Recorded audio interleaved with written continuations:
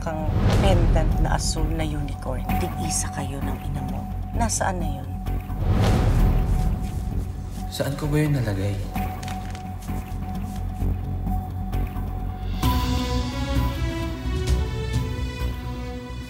Hindi totoong siya ang nanay ko. Hindi pwede. Gumagawa lang ng kwento yung matanda.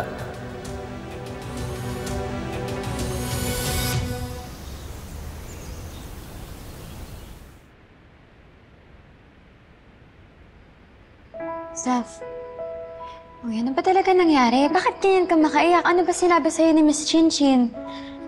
Knowing her at kung gaano kainit yung dugo niya sa'yo, sigurado ako ikaw na naman yung sinisi nun. Hindi ka naman niya sinaktan, di ba? Ayoko na lang din palakihin yung gulo kasi syempre nanay siya. Mag-aalala siya sa anak niya. Di ba?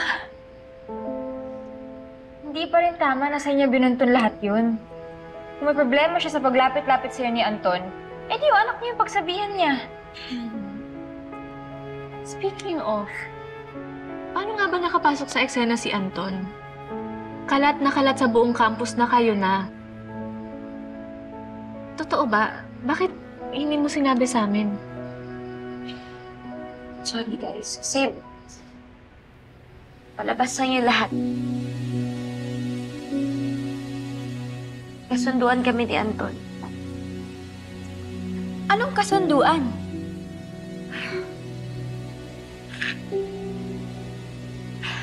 Mayag ako na maging girlfriend niya para matulungan niya si Sean na makabalik as basketball team captain.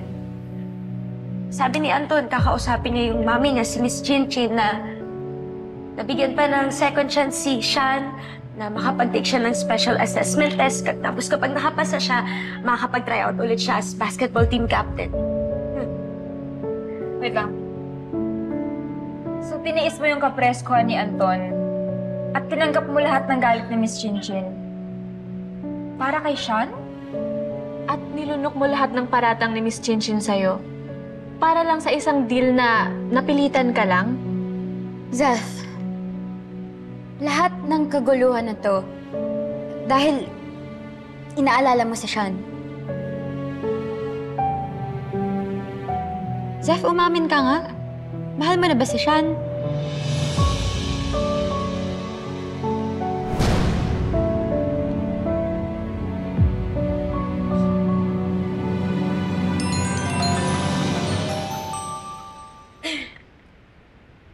Meron dun sa inyo? Hi again, Maka Peeps!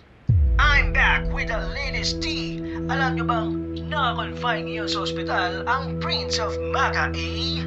That's right! Si Anton ay kasalukuyang nakaratay sa ospital pagkatapos siyang pagtulungang bubugin na Josh at Sean. At guess what? Kung anong pinag-awayan nila.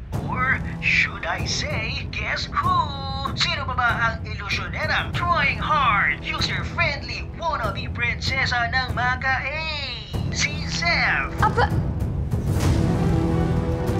Okay na yan. Tama na. Sasabihin yan.